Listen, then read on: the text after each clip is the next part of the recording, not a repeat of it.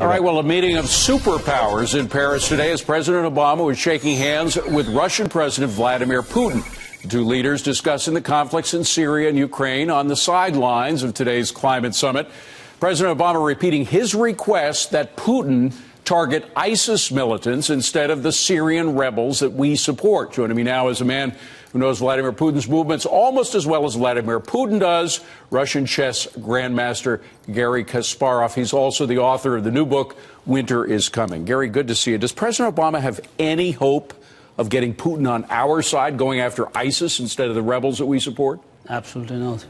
And I think Obama knows it, but he doesn't care. It's like a PR stunt.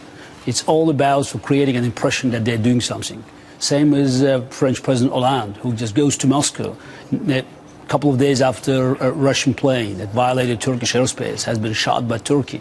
And instead of showing solidarity with NATO member, Turkey, a NATO member, Hollande, sits there and basically giving Putin a green light to keep bombing Turkish-supported rebels in Syria. And yesterday, Russian planes intentionally bombed a market. Don't we have any common interests with Russia? I mean, Russia has a problem with Islamic terrorists.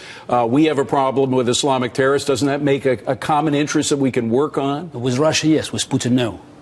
Yeah, definitely. Russia, as my He's the only leader of Russia right now. He's a dictator. I mean, and he believes he's Russia, and so far he has been throwing resources of our country into the flames. And in Syria, his interest is the opposite.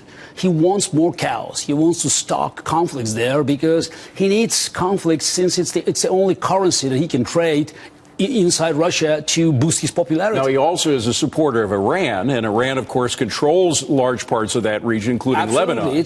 Yeah, exactly. So Putin and Iran and Bashar al-Assad, they are allies. And, of course, they are supporting terrorist organizations like Hamas and Hezbollah. But also what's important, and was recently revealed by the U.S.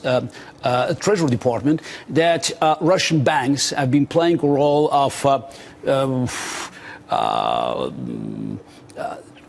transit for the oil trade between Assad's regime and ISIS. So the Russian banks are actually helping ISIS to bank the money that they make from selling their oil. Yeah, everybody knows that, the Assad regime has been buying oil from ISIS. Also, they have been buying electricity since, the hydropower stations that are on the territory controlled by ISIS. And they're still being operated by the regime guys. Garry, final question. How should we be dealing with Putin? I mean, he is the only leader that we can address in any forum like the one in Paris. It's absolutely wrong. So it's the problem So how do we deal with it?